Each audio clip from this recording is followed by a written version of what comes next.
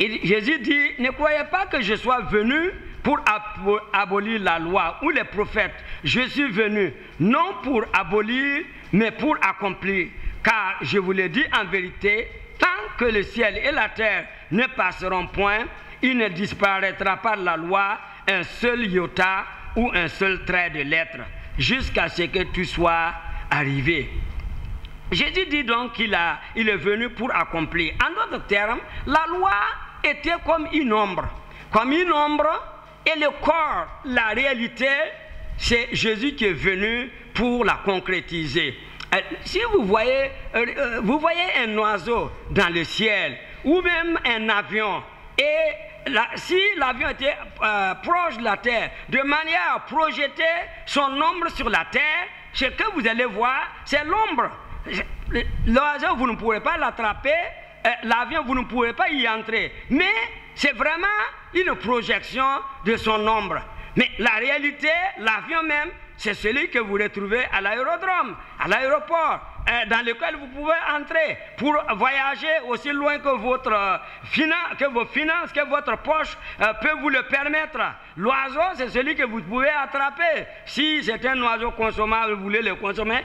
Mais donc, je veux dire que la loi était comme une ombre. Mais l'autre chose aussi, Jésus dit qu'il est venu pour accomplir. Accomplir, c'est comme si la loi ne remplissait pas complètement le vase de Dieu. Et Jésus est venu comme auteur de la grâce et pour remplir le vase. Et voilà pourquoi Jésus dit, si quelqu'un te force, à te faire, à l'accompagner jusqu'à 1000, soit 1,5 km, fais-en 2 avec lui. En quelque sorte, c'est que la loi commandait.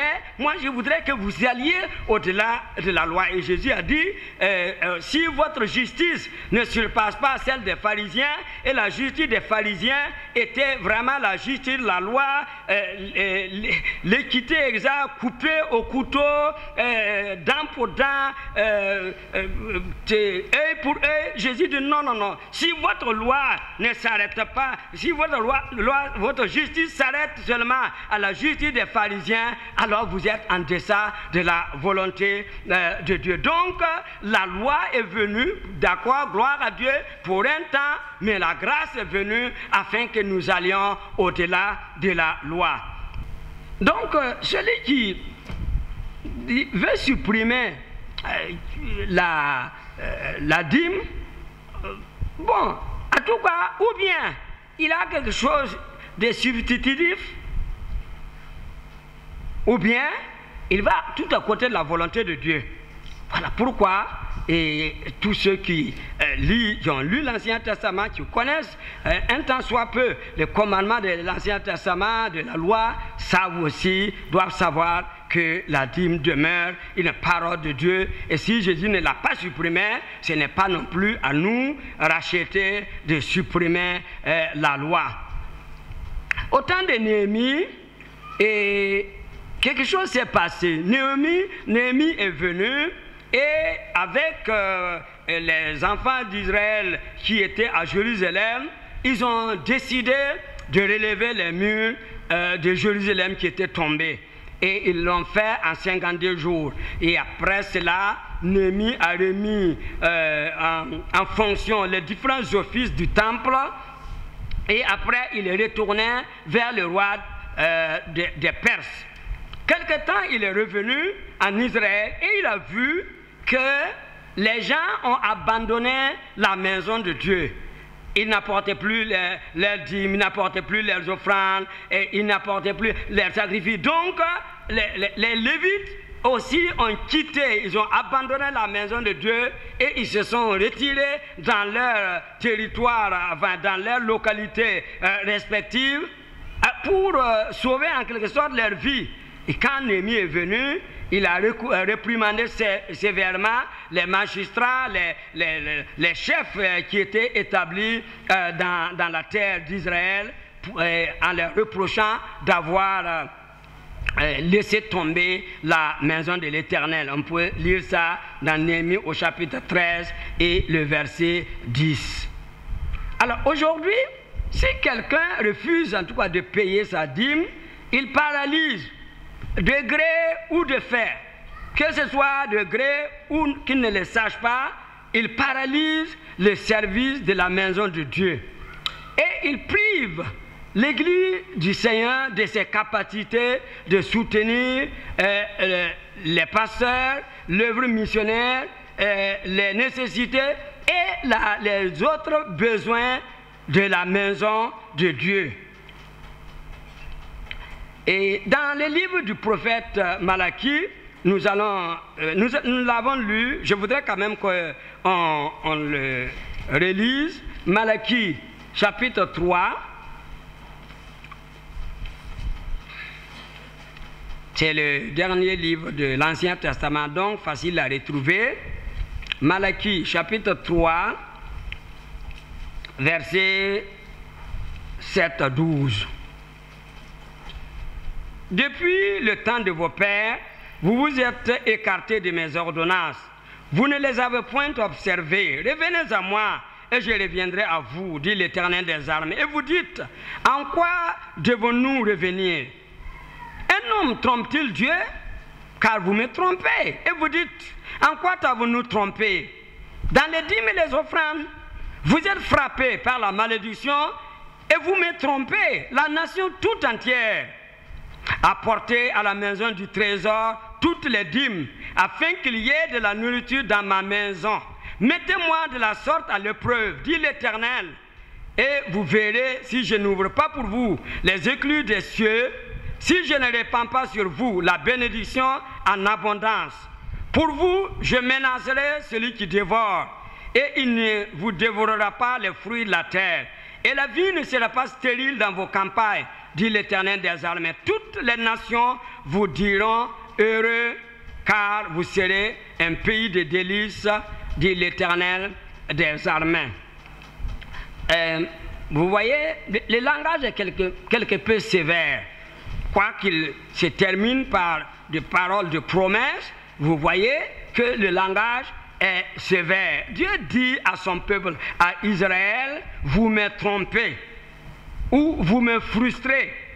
Le mot tromper peut être comparé à ce qui peut se passer entre un couple. Un homme qui a épousé une jeune fille à qui il a promis fidélité, à qui il a promis amour, à qui il a promis soutien, et puis brusquement il abandonne cette femme à qui il a fait des promesses, avec qui il a scellé une alliance, et il s'en va vers une autre femme ou une autre fille. On dira que cet homme-là trompe sa femme. Et entre Israël et Dieu aussi, il y a eu une alliance. Et maintenant, voilà que... Et ça, c'est une des marques de l'alliance, un des traits de l'alliance. Et voilà qu'on est en train de rompre ces traits de l'alliance. C'est ou bien cette clause de l'alliance. Alors, il dit non. Dieu dit, vous me trompez. Vous me trompez. Vous me trompez. Il est convenu entre vous et moi que si je vous donne 10 choses, vous me retournez une chose sur les 10. Et puis vous voulez garder tout. Ou bien vous voulez donner ça à quelqu'un. Vous me trompez. Vous me trompez. Et Dieu dit non. En quoi on t'a trompé? Oui, dans les dîmes. Dans les dîmes.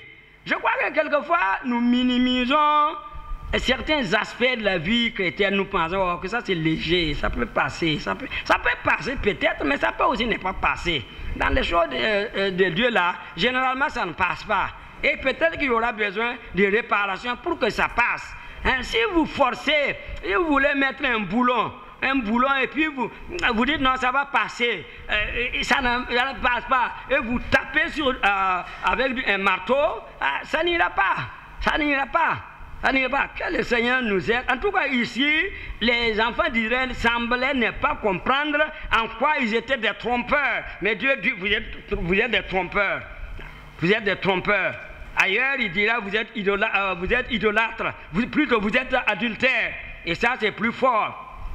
Et Dieu dit, vous êtes frappés par la malédiction. Donc voilà, le fait de refuser de donner à Dieu ce qu'on lui doit, voilà qu'une malédiction les frappe. Et cette malédiction a des aspects très très concrets. Concrètement, des sauterelles dévorent les récoltes. Oui, mais il dit, bon, vas-y, dis de me donner, si vous ne me donnez pas, bon.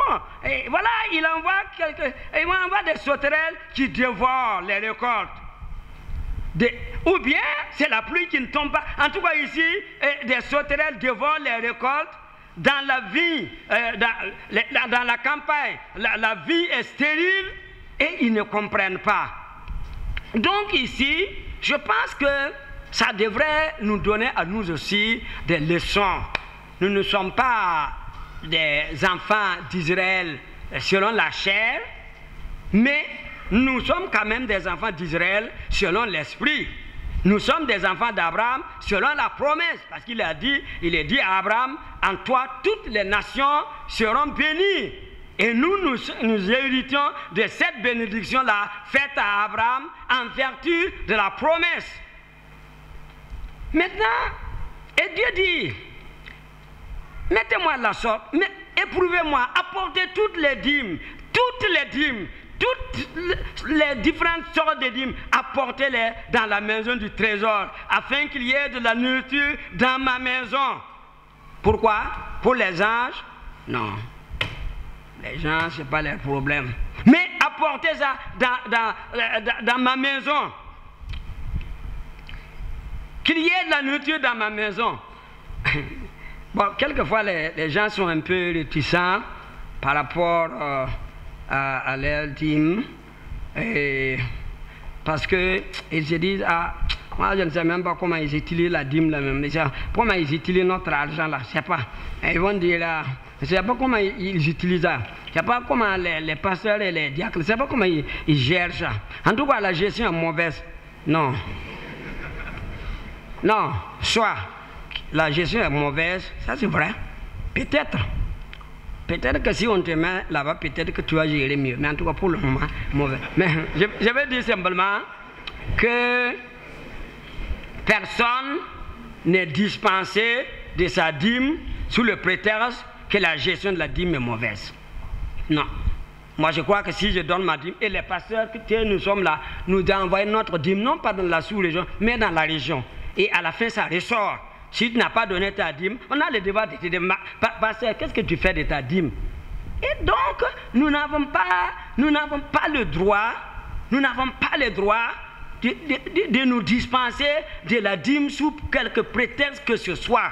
Donc, nous versons nos dîmes, et dans certains endroits, si on voit que vous avez 0 dîme de pasteur, vous avez 0. Et si vous avez besoin de progresser dans votre cursus pastoral, on va dire, bon, il ne donne pas la dîme. Il n'y a pas lieu d'aider ce pasteur-là à continuer. S'il était stagiaire, il ne donne pas sa dîme. On le garde stagiaire. S'il est proposant, il ne veut pas donner sa dîme. On le garde proposant. Au lieu de le promouvoir pasteur tutélaire, il reste là puisqu'il ne veut pas donner sa dîme. Donc, il n'a pas le droit. Il n'a pas le droit de garder. Il paie la dîme. Et la dîme, là, c'est là-bas que ça se paie. Je crois que les choses, tous ceux qui comprennent ces choses sont obligés de prélever leur dîme. Ça ne doit même pas voir dans ça une obligation, mais un privilège. Donc je reviens pour dire donc que nous tous, tels que nous sommes, quel que soit notre rang, quel que soit l'âge de notre conversion, quel que soit notre niveau de responsabilité, quelle que soit notre position sociale, qui que nous soyons, si tant est vrai que nous sommes devenus chrétiens, et nous avons compris pourquoi nous sommes chrétiens, nous avons le devoir de verser notre dîme, de donner notre dîme. En tout cas, je voudrais dire simplement que si vous avez donné votre dîme, vous l'avez donné à Dieu.